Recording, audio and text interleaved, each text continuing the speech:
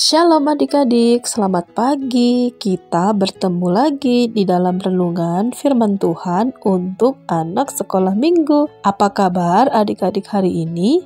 Kakak yakin pasti kabar adik-adik dahsyat dan luar biasa, bukan? Iya, tentu saja adik-adik, karena kita adalah anak-anak Tuhan yang akan selalu diberkati dan dilindungi oleh Tuhan. Amin. Baiklah adik-adik, kita berdoa bersama-sama ya untuk firman Tuhan yang akan kita dengarkan. Mari kita berdoa bersama-sama.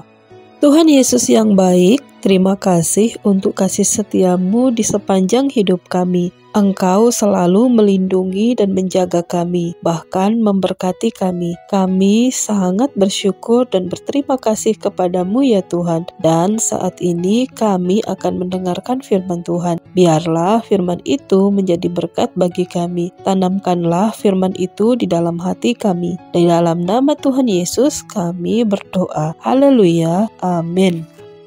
Adik-adik, firman Tuhan hari ini diambil dari kitab 1 Samuel pasal yang ke-16 ayat 14 sampai ayat yang ke-23.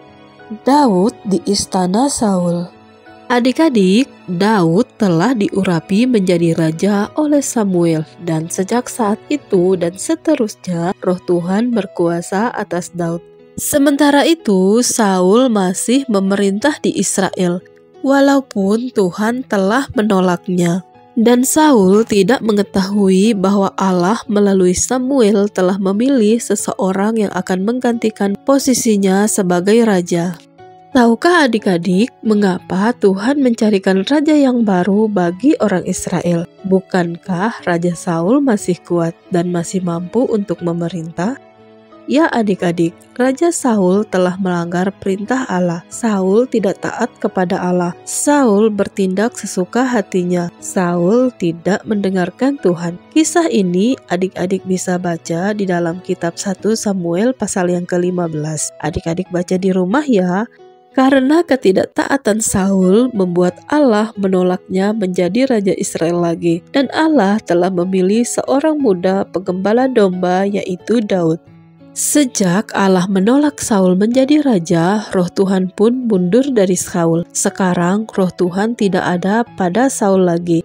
Akibatnya sekarang roh jahat yang datang kepada Saul, yang membuat Saul menjadi kacau dan kehilangan damai sejahteranya. Saul menjadi murung. Ia tiba-tiba suka marah-marah. Dan melihat kondisi Raja Saul yang sekarang, para pengawalnya menyarankan raja untuk mencarikan seorang yang ahli dalam memainkan kecapi, agar sewaktu-waktu roh jahat itu datang, maka orang tersebut bisa memainkan kecapi yang dapat menenteramkan hati raja yang kacau. Usul para pengawalnya itu diterima baik oleh Raja Saul. Raja memerintahkan agar dicarikan seseorang yang pandai memainkan kecapi untuk menghibur hatinya yang susah.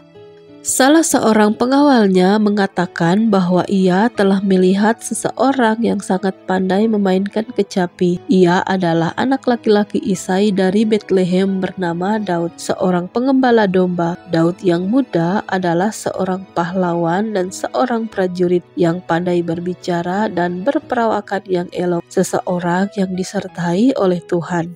Saul kemudian mengirim utusan kepada Isai bahwa ia ingin Daud datang kepadanya ke istananya. Dan Isai mengambil seekor keledai yang dimuati roti, sekirbat anggur, dan seekor anak kambing. Kemudian mengirimnya kepada Saul melalui Daud. Demikianlah adik-adik, Daud sampai kepada Saul ke dalam istananya. Daud menjadi pelayan Saul. Ia yang selalu membawa senjata bagi Saul, dan Saul pun sangat mengasihi Daud. Dan apabila roh jahat itu datang mengganggu Saul, maka Daud selalu mengambil kecapinya, memainkan kecapinya, sehingga Saul menjadi lega dan merasa nyaman.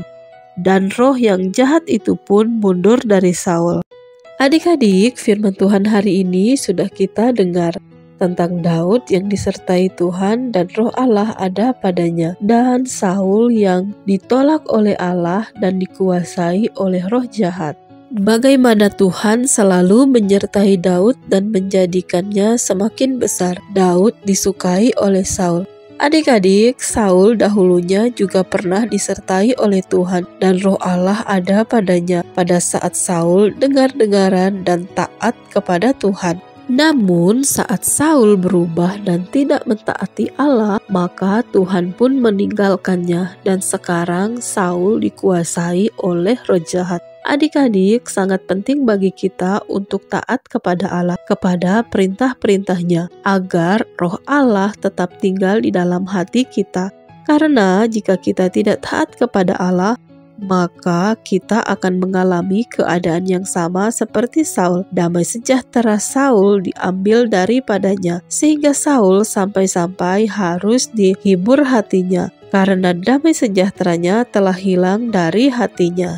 Dan untuk belajar taat kepada Tuhan, kita bisa memulainya dari hal-hal sederhana yang ada di lingkungan sekitar kita. Misalnya, kita menghormati dan taat serta patuh kepada orang tua kita, dan juga menghormati guru-guru yang ada di sekolah adik-adik masing-masing. Jangan berbuat nakal dan suka membantah kepada orang tua ya, karena saat kita tidak taat kepada orang tua kita atau kepada guru-guru kita, itu tandanya kita juga tidak taat kepada Tuhan.